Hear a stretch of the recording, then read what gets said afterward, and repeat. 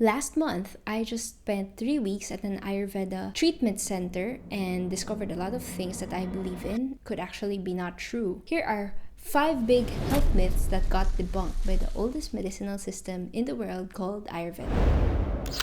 Myth number 1, you need to drink supplements every day. This is Sona, the founder of Shanti Ayurveda. He's 68 years old, doesn't drink any supplements, and is still very sharp for his age. So what's his secret? He eats home-cooked meals every single day. Not just any home-cooked meals.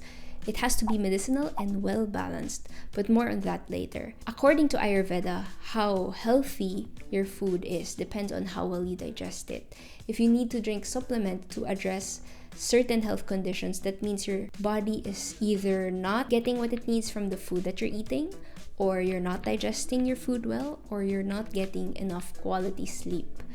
It might be too simplistic to bring it down to these 3 things, but case in point, majority of the people I brought to the clinic are either not eating right or not sleeping right. Ayurveda doesn't believe in maintenance medicine that just hurts your kidney. My grandmother actually died from kidney failure, which was from drinking maintenance medicine that eventually poisoned her system. The spices that Sona adds to his food has medicinal properties, and he adds these spices to his food every single day. So although Ayurveda doesn't believe in taking maintenance pills, you're feeding your body with these natural healing ingredients. For example, turmeric is known to improve heart health and prevent you from having Alzheimer's and cancer. Cumin is known to improve your digestion and acts as a memory booster. Fenugreek is known to slow sugar absorption in the body and stimulate insulin, and so on and so forth. So each of the Indian dishes has around 4 to 6 spices. That's just what I noticed. And imagine having all of these spices in your meal every day. Ayurveda says, let food be your medicine and kitchen be your pharmacy. Myth number 2, Go Glow Grow is a balanced meal.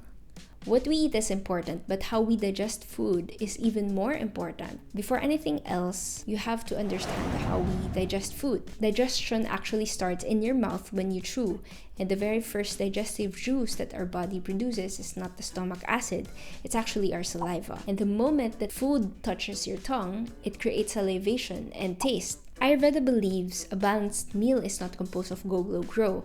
A balanced meal has all these 6 tastes. Apart from the macro, of course, of protein, carbs, and fat, it also has to have 6 tastes: salty, sour, sweet, astringent, pungent, and bitter. Each taste has its own unique function. For instance, bitter and astringent foods are high in vitamins and minerals, while pungent foods like chili are good for your heart. So just by eating these balanced Ayurvedic dishes, I also noticed that I did less snacking and had less food cravings. In the Philippines, we're very used to cranking up the sweets and putting more salt in your food. Or sometimes we move sugar and salt all together. I feel like we're very much focused on the taste that we forget about eating for nutrition. By keeping in mind of these 6 tastes, you can enjoy your food and have a balanced meal altogether. Myth number 3, beans are bad for your joints. I never hear the end of these complaints from my parents, from other people's parents, and yet they continue to consume fish, chicken, and pork that even have higher uric acid than beans. Beans are actually one of the most nutritionally complete foods that there is. It has all the macros: protein, fats, carbs, and it even has magnesium and calcium. So if you're feeling sleepy after eating beans, that's actually magnesium in effect. Non-beef beans. So mongo is So- dal also. Though the moong dal and rice become the best nutritious food in the world, and in the organization, food organization is recommending, let us introduce rice and dal so that humanity can survive. Otherwise we cannot feed billions of people. But with this one, we can feed billions of people nutritious food. Beans are actually a big part of Indian cuisine, and you don't hear 1.3 billion people complaining about gout, right? There's a correct way to prepare the beans. First, depending on the type, you need to soak the beans for a few hours to overnight. Second, it's better if you cook it with ghee. Ghee is Indian butter, but it's more natural and healthier. I've always thought it's the original butter, and the butter that we have in our supermarkets today are just replicas of ghee. But that's just me. You can eat it straight from the jar, and it's a good source of energy. It's good fat like avocado oil and can improve your memory. Cooking your beans in ghee would actually help you lubricate your joints and avoid arthritis. Myth number 4, salad and blueberries are good for you. When I say healthy food, what comes to your mind?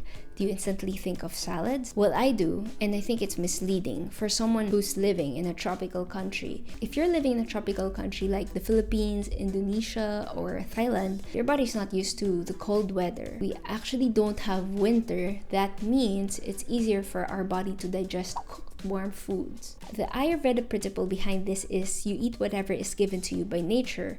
So eat what is available to you locally. If your country doesn't grow blueberries, then you don't need it. Locally grown produce are actually better than the imported ones. The imported ones are actually, they look too good and it's quite fishy. Also, if you're living in the Philippines, coconut oil is better than olive oil since coconut is more abundantly grown locally. Timing is also important. Ayurveda also teaches about the cycles of nature and that we should only eat fruits when they are in season. In hindsight, I do remember eating mangoes when they were not in season, and they grow these white spots and leave an itchy sensation in my mouth.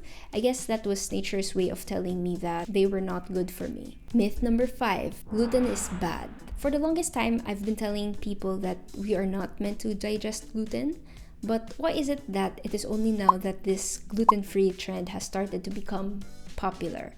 How do people digest bread hundreds of years ago? It is true that gluten is hard to digest, but if you're gluten intolerant, that also means that your digestive strength has weakened.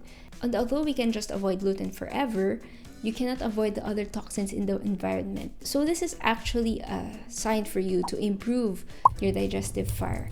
They call this Agni in Ayurveda. Ayurveda sees that a weak Agni is the root cause of every imbalance and illness. If your digestive power is weak, you won't be able to get the right nutrients in your body, even if you eat the right stuff. So if you have a weak Agni, here are some ways to improve it.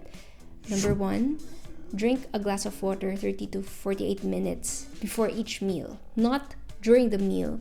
Water actually becomes poison as it dilutes your stomach acid during the meal. Number 2, you eat more green veggies, like make it 50% of your meal. Number 3, drink fenugreek tea. Number 4, increase good fats like ghee or coconut oil. Number 5, avoid stressing yourself. Try to meditate more.